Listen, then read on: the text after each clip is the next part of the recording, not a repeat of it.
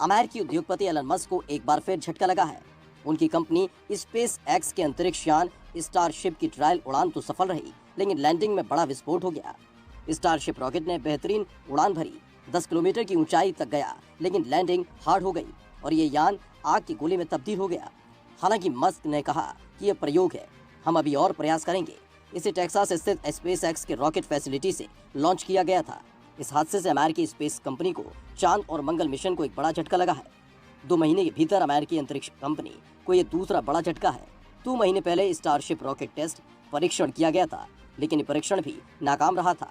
परीक्षण के बाद रॉकेट में विस्फोट हो गया था। लॉन्चिंग के बाद लैंडिंग के दौरान इसकी गति बढ़ गई थी। इस जमीन से टकराने के बाद आग के गोले में तब्दील हो गया। स्टेनलेस स्टील के 165 फीट ऊंचे रॉकेट ने 10 किलोमीटर की अपनी इच्छित ऊंचाई हासिल की। इसके बाद उसे हॉरिजॉन्टल फ्लिप करना था, यानी हवाई जहाज की तरह मुड़ना था, वह भी धरती के वायुमंडल के ऊपर।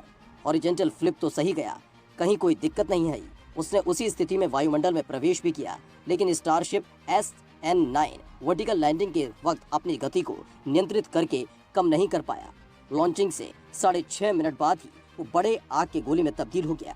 यह हादसा ठीक वैसे ही हुआ जैसे स्टारशिप SN8 के साथ 9 दिसंबर 2020 को हुआ था। इस हादसे के बाद स्पेस एक्स से जुड़े जॉन इंसपुकर ने कहा कि हमें अभी लैंडिंग की तकनीक पर थोड़ा काम करना है।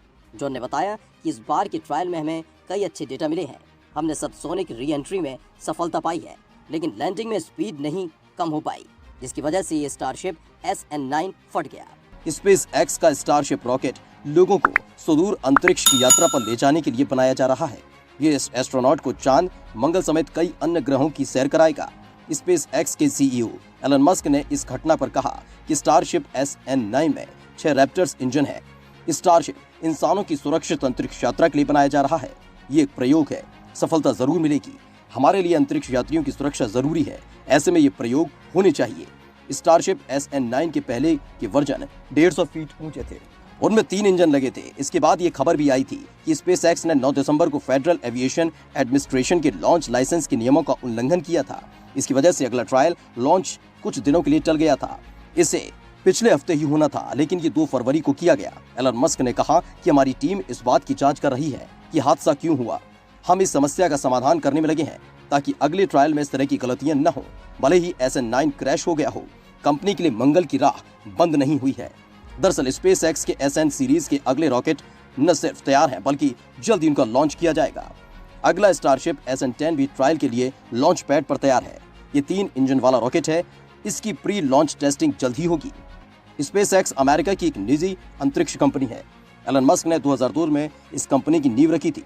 इसका मकसद अंतरिक्ष में ट्रांसपोर्टेशन की लागत को कम करना है। इसके अलावा मंगल ग्रह पर इंसानी बस्तियां बसाना है। स्पेस एक्स दुनिया की एकमात्र निजी कंपनी है जो कि नियमित तौर पर पृथ्वी पर रॉकेट के स्टेज वापस लौटाती है, जिससे उसको दोबारा लॉन्च किया जा सके। मस्क की कंपनी स्टारशिप नाम से बड़े स्पेस क्राफ्ट की भी विकसित कर रही है।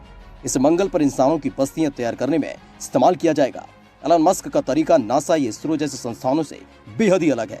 नासा और इसरो जैसे संस्थान सरकारी संस्थान है जो बहुत ही सावधानी और धीरे धीरे रिसर्च और फिर टेस्टिंग करते हैं। क्योंकि ये सारे प्रोजेक्ट सरकारी होते हैं, लिहाजा उनमें बहुत सारे सरकारी संसाधन और जवाबदारी होती है। लेकिन एलन मस्क इन झंझटों से खुद को और कंपनी के कर्मचारियों को दूर रखते हैं। किसी भी टेस्टिंग के दौरान वो अपने इंजीनियर्स को बहुत ही कूल रखने का काम करते हैं और यही वजह है कि पिछले 18 साल में अपनी कंपनी को तगड़ी ऊंचाई दे चुके हैं।